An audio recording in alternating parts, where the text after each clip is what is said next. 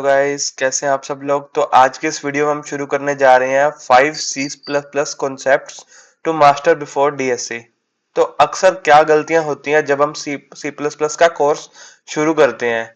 हम C++ में basic concepts को कवर कर लेते हैं, बट हमें जब हम डीएसए करने जा रहे होते हैं तो हमें कुछ टॉपिक्स दोबारा से रिवाइज करने पड़ते हैं, दिक्कत आती है। तो मैंने सोचा कि एक वीडियो बनाई जाए जिसपे हम कवर करें, जब हम C++ पढ़ रहे हो तभी हम इन टॉपिक्स पे थोड़ा स्ट्रेस देके पढ़ पाए और थोड़ा देख पाए कि हाँ, ये टॉपिक्स मैंने किसी भी हाल में मिस नहीं करने हैं, राइट।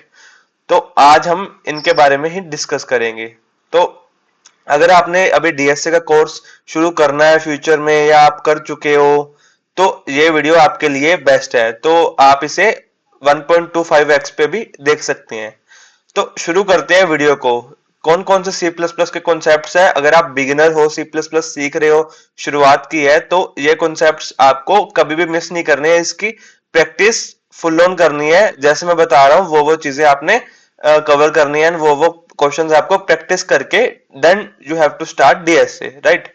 सो सबसे पहले हम बात करते हैं कंट्रोल फ्लो, जिसमें इफ एल्स लूप स्विच। अब आप कहोगे भैया ये तो नॉर्मल चीजें हैं कि C++ हम कर रहे हैं, सीख ले रहे हैं, तो लूप्स वगैरह तो हम पढ़ते ही हैं, राइट।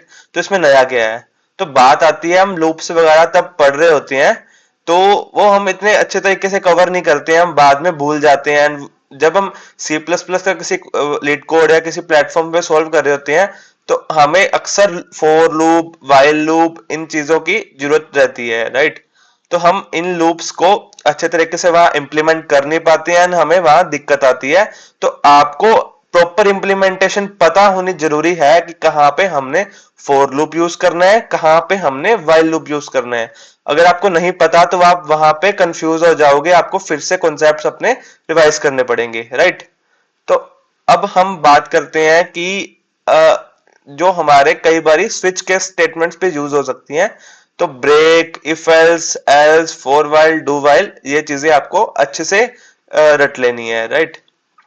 तो इसको हम करने के लिए आप क्या ट्राई कर सकते हो। तो आप या तो आप ड्राई रन करके कॉपी पेन पे कर सकते हो, but still I give you like, आपने लीड कोड वगैरह पे फर्दर डीएसए में सॉल्व करना है तो आई विल सजेस्ट यू कि आप पैटर्न क्वेश्चन से शुरुआत कीजिए। जैसे कि अब हम बात करते हैं पैटर्न क्वेश्चंस में क्या क्या आएगा। तो आप पैटर्न क्वेश्चंस में देख सकते हैं कि कौन कौन से पैटर्न्स हमें लाइक पिरामिड का पैटर्न हो गया, इलिप्स का हो गया, अलग अलग पैटर्न्स आप ट्राई कर सकते हो। आप YouTube पे स्ट्राइवर की इस वीडियो को मैं डिस्क्रिप्शन में भी लिंक दे दूंगा, स्ट्राइवर की इस वीडियो को जाके देख सकते हैं। एंड इसने most of the patterns cover कर रखे हैं लूप्स के अकॉर्डिंग। तो आपकी इससे अच्छी खासी लूप्स की प्रैक्टिस हो जाएगी अगर आप इसको रेफरेंस में लेते हो, राइट। तो अब बात करते हैं कि हाँ, कोई अलग अल्टरनेटिव। तो अगर आपको ये वीडियो इंग्लिश में कंप्लीटली, तो अगर आपको सही नहीं लगता है, लैंग्वेज बैरियर है, कुछ समझ नहीं आता है, तो आप सेम लव बब्बर की पैटर्न्स की वीडियो ट्राई कर सकते हो। मैं इसका लिंक भी डिस्क्रिप्शन में दे दूंगा, राइट।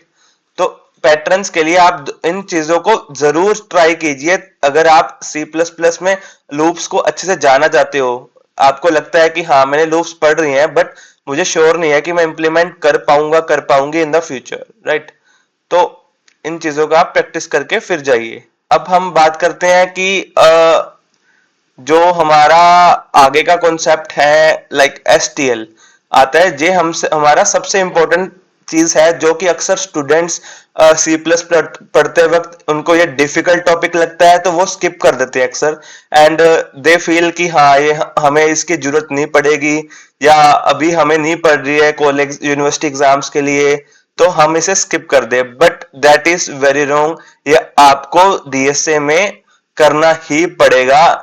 अगर आप C++ में STL के बिना डीएसए में एंटर कर रहे हो तो आपको फिर से वहां जाके STL देखने पड़ेगा। तो आई प्रेफर, जो मैंने गलती की और जो काफी मैंने सर्वे किया जो बच्चे गलती करते हैं, तो आपको ये चीजें इग्नोर नहीं करनी है। STL is the very important. इसका फुल फॉर्म है स्टैंडर्ड टेम्पलेट लाइब्रेरी, एंड इसके रिलेटेड वेक्टर्स में ये चीजें अक्सर स्टूडेंट्स को डिफिकल्ट लगती है, वो स्किप कर देती हैं। तो मैं आपको बता देता हूँ क्या क्या चीजें आपने कवर करनी ही करनी है। सबसे पहले हम बात करें कंटेनर्स में, तो आपको वेक्टर के जो भी आपका वेक्टर की इंप्लीमेंटेशन है, या कुछ भी चीजें इसका बारे में क्या है क्या नहीं है, इसको आपने अच्छे से पढ़ लेना है। पेयर के बारे में पढ़ लेना है, मैप्स के बारे में। अब मैप्स में आपको अनऑर्डर्ड मैप और मैप की टाइम कॉम्प्लेक्सिटी के ऊपर आगे पूछा जाता है इंटरव्यूज में भी, राइट। तो सेट्स के बारे में भी सेम है। तो आपको डिफरेंस पता होना चाहिए कि हमें अनऑर्डर्ड मैप क्यों यूज करना चाहिए, मैप क्यों यूज करना चाहिए, इनमें क्या डिफरेंस है and all. And then stack की बात करें, क्यू की बात करें, प्रायोरिटी क्यू, ये आपने एल्गोस तो शायद पहले सुनी हो, पढ़ी हो, बट आपको इसकी इंप्लीमेंटेशन भी आनी चाहिए। आइटरेटर्स की बात की जाए, बिगिन, एंड, ऑटो लूप, तो आपको ये आइटरेटर्स चलाने आने चाहिए कि अगर मैं ये एसटीएल यूज कर रहा हूं तो मैंने सेम आउटपुट आइटरेटर के थ्रू कैसे ऑटो लगा के इंप्लीमेंट करनी है, तो आपको ये चीजें आनी चाहिए, राइट।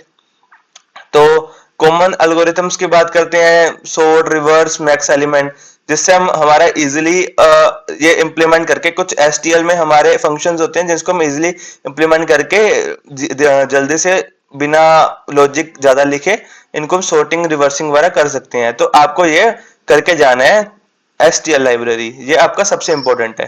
तो उसको करने के लिए मैं आपको सोर्स दे देता हूं कि एसटीएल में आपको स्ट्राइवर का ही ये एक वीडियो है, ये आपको अच्छे से 1 घंटे का वीडियो है, आपको अच्छे से प्रैक्टिस करनी है साथ साथ क्वेश्चंस की। इसमें आपको अच्छी खासी एसटीएल की नॉलेज हो जाएगी। आप चाहे तो इसके साथ साथ नोट्स भी बना सकते हैं। एंड अगर आपको लैंग्वेज बैरियर है, सेम आपको ये वीडियो स्ट्राइवर की कंफर्टेबल नहीं लगती है, तो सेम आप बब्बर की ये वीडियो को रेफर कर सकते हैं, C++ एसटीएल वाली, राइट। तो अब बात करते हैं अगला पॉइंट है हमारा पॉइंटर्स एंड डायनेमिक मेमोरी।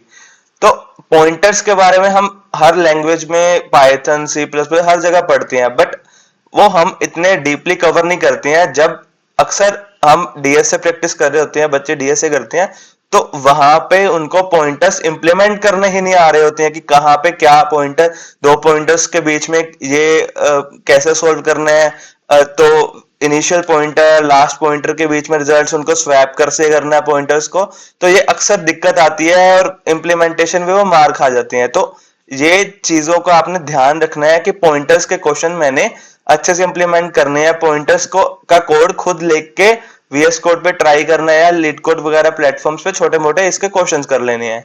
तो उसको कैसे कॉल बाय रेफरेंस करनी है, न्यू डिलीट, तो ये पॉइंटर्स के बारे में ये चीजें आपको ध्यान से करनी है, ठीक है।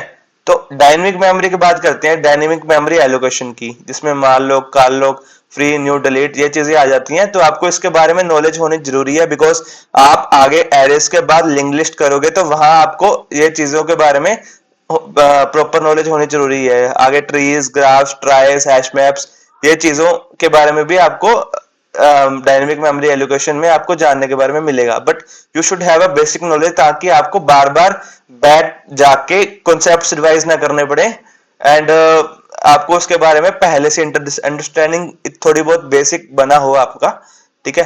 तो एक मैं सजेशन और भी दूंगा कि अगर आप ट्राई कर सकते हैं तो आप C++ में हैश मैप्स की भी अच्छी खासी तैयारी कर लें, बिकॉज हर एक एल्गोरिथम में जिसमें आपका ऑप्टिमल सोल्यूशन आएगा, तो आपको वहां पे हैश मैप या ऐसा इंप्लीमेंट करना आ जाता है। तो आपको इसके बारे में नॉलेज होनी चाहिए बेसिक। तो आप इसके बारे में स्टैक, हीप, इन चीजों के बारे में, डैंगलिंग पॉइंटर के बारे में पढ़ सकते हैं। नेक्स्ट आप अब बात आती है एरे, स्ट्रिंग्स एंड फंक्शन। तो आपके मन में क्वेश्चन आएगा कि हम कोई भी लैंग्वेज करते हैं C++ में, ये हमको सिखाया जाता है, बट द थिंग इज कि जब हम बेसिक से शुरुआत करते हैं डीएसए एरेज में, तो most of the persons arrays में ही वहां फंसे रह जाते हैं।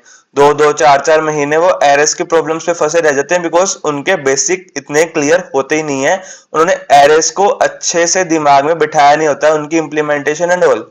तो आपको एरेज के बारे में एक अच्छी खासी नॉलेज होनी चाहिए। फर्दर हमारा स्ट्रिंग्स का एक मॉड्यूल रहता है डीएसए में, तो स्ट्रिंग्स के बारे में, एंड फंक्शन आपको, जब आप फंक्शंस के बारे में बात करते हैं तो वहां पे पास बाय वैल्यू, रेफरेंस, ये पता होना चाहिए, लोकल, ग्लोबल, स्कोर। एंड जब आप रिकर्जन, जो कि डीएसए में एक मोस्ट इंपोर्टेंट है हमारा टॉपिक, तो आपको तब फंक्शन कॉलिंग की जरूरत काफी पड़ेगी। तो आपको अच्छी खासी नॉलेज फंक्शंस की होनी जरूरी है, ठीक है।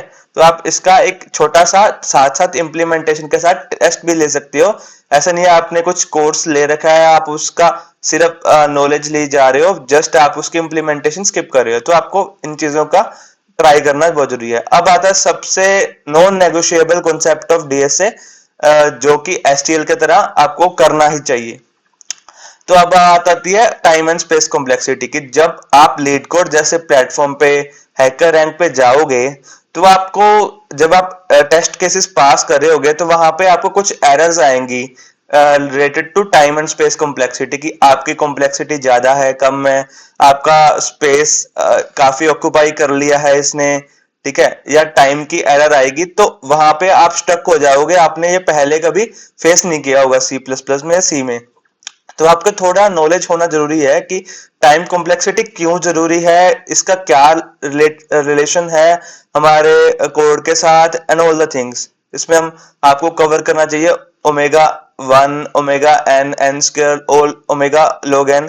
तो ये चीजें आपको इंटरव्यूज के माध्यम से बात की जाए तो इंटरव्यूज में भी काफी आपसे पूछी जाती है। जब आप बड़ी बड़ी कंपनीज, गूगल वगैरह या बड़ी और कंपनीज में भी पूछा जाता है, तो आपको वो most of the times time complexity के क्वेश्चंस पूछते हैं। तो आपको बेस्ट, वर्स्ट, एवरेज केस के बारे में पता होना चाहिए। एंड थोड़े बहुत आप इसके ग्राफ थ्योरी वगैरह कॉन्सेप्ट पढ़ सकते हैं, बट आपको पता होना चाहिए कि हमें टाइम कॉम्प्लेक्सिटी एक ब्रूट फोर्स सॉल्यूशन से लेके बेटर सॉल्यूशन एंड ऑप्टिमल तक क्यों हम जा रहे हैं, वो क्या कॉन्सेप्ट है, क्यों हमें ऑप्टिमल सॉल्यूशन चाहिए, एंड क्यों ब्रूट फोर्स हमारा सॉल्यूशन वर्क नहीं करता है, ठीक है। तो ये चीजें हमने मेजर ध्यान में रखनी है। एंड अब ये हमारे 5 कॉन्सेप्ट्स थे जिसको आई फील कि सबको ये चीजें डीएसए करने से पहले सी प्लस प्लस के आने ही चाहिए। तो गाइस मिलते हैं नेक्स्ट वीडियो में, जिसमें हम और बात करेंगे सी प्लस प्लस के बारे में। And soon I will be starting a course on C plus plus, तो आप उसके लिए ज्वाइन कर सकते हैं। यूट्यूब पे वो लाइव जाएगा फ्री में। तो थैंक यू गाइस, मिलते हैं नेक्स्ट वीडियो में। Bye bye, Tata.